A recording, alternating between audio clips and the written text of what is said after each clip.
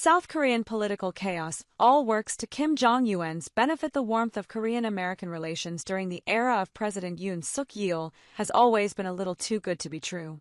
Everything seemed to be going so well as American and South Korean troops conducted joint exercises and President Biden got Yoon and Japan's Prime Minister, Fumio Kishida, to clasp hands last year in tripartite ecstasy at Camp David. But now, suddenly and without warning, we're thrust into a new era, with Yoon declaring martial law for the first time in almost 50 years. Yoon's demise would not be exactly the equivalent of a war, but the shock of his imposition of martial law, and then his almost immediate reversal of that decision, caught everyone totally by surprise. Some intelligence agents claimed to have had a sense of what was coming, but if so, they neglected to pass the word to the ambassador, Philip Goldberg, or the commander of American forces in Korea, General Paul Camera. American officialdom is falling back on familiar cliches. The alliance, they persist in saying, is ironclad, and of course there's no daylight between us, but we know those expressions of solidarity are open to question and confusion. Another word bandied about by Americans is resilience, for the Korean capacity to stick together and move on through the miasma of political conflict, protests, unrest, and uncertainty about where the country is going. Where was the CIA?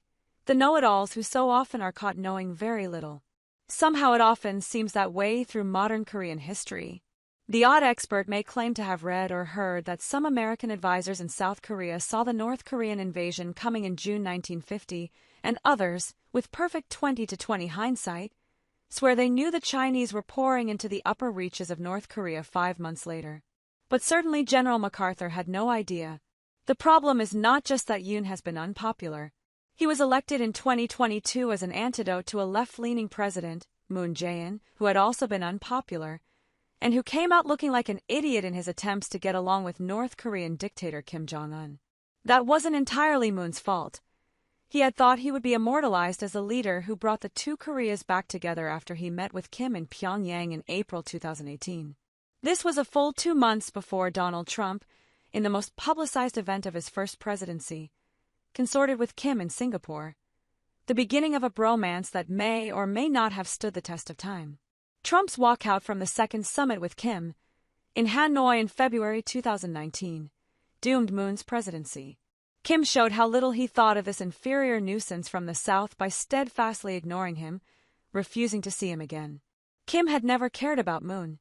He was sure he had to get through to Trump for the deal that would legitimize his nuclear program and demonstrate his superiority over the entire peninsula, even if he was not about to open a second Korean War just to prove the point.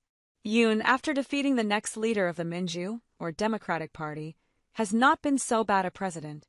His greatest success has been resuscitating the military relationship with the U.S. Moon had done his best to destroy it, blocking joint field exercises with American troops, snubbing senior American officers, all in the belief that Kim would see him again if he just demonstrated his independence from Washington. It didn't work. In this political season, the problem is the Minjoo leader Lee Jae-myung, whom Yoon defeated by less than 1 point in the 2022 election. He is accused of numerous crimes while amassing a fortune in real estate and construction while mayor of Songnam, a bustling city just south of Seoul, and he has been convicted and given a suspended sentence for making false statements while losing his first campaign for presidency. He is likely to run again quite soon if Yoon is forced out of the job. The uproar at the top of a system the Americans thought they had firmly on their side raises familiar qualms.